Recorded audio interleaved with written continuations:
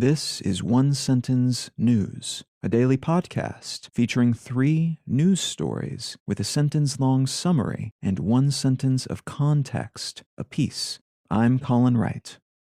This is a sponsored message. I've been using Anchor as my podcast host for a while now, and it's been a pleasure to use. Anchor offers benefits that most other hosts do not. It's free to use, but it also has a collection of tools that allow you to create a podcast completely within the Anchor website or smartphone app. They distribute your show to Apple Podcasts, Spotify, and all the other distribution channels without any additional effort on your part, and you can make money from your podcast without any minimum audience size. So you can use it as a more traditional podcast host like I do, but it's also got everything you need to start a podcast from scratch. If you're keen to give it a shot, download the free Anchor app or go to anchor.fm to get started. It's Wednesday, November 2nd, 2022. Let's talk about the news. From Axios, judge blocks $2.2 billion merger of Penguin Random House and Simon & Schuster. A U.S. federal judge has blocked the acquisition of Simon & Schuster by rival publishing giant Penguin Random House on antitrust grounds.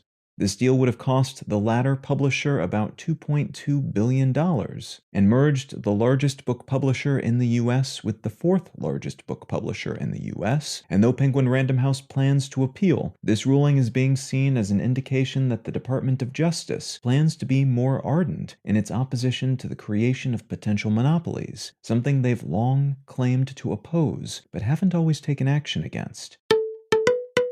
From Reuters, Iran indicts 1,000 people over unrest and plans public trials. The Iranian government is reportedly planning to hold public trials for about 1,000 people who have been charged with causing unrest during several weeks of protests against the government following the death of a 22-year-old woman who was in the custody of the country's morality police for, they claim, not wearing her headscarf correctly.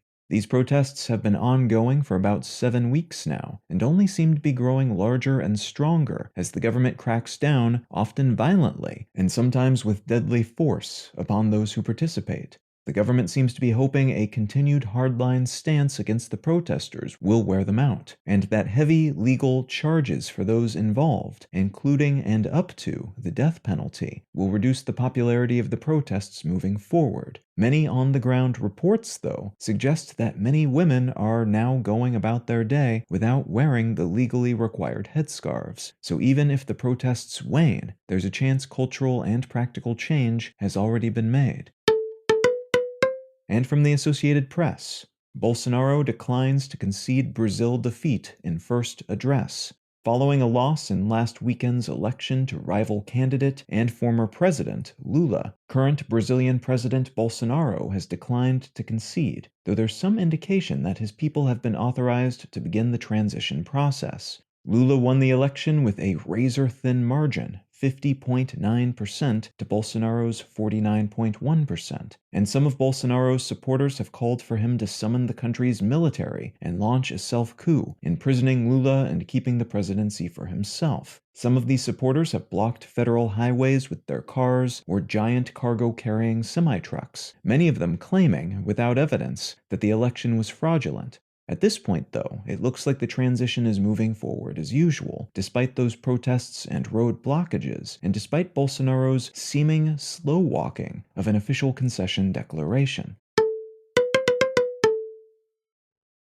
If you're finding some value in One Sentence News, consider leaving a quick review wherever you get your podcasts and/or sharing the show with a friend. You can find out more about this show or subscribe to the email version at onesentencenews.com, and you can support this and other related projects, like the Let's Know Things and Brain Lenses podcasts at understandery.com.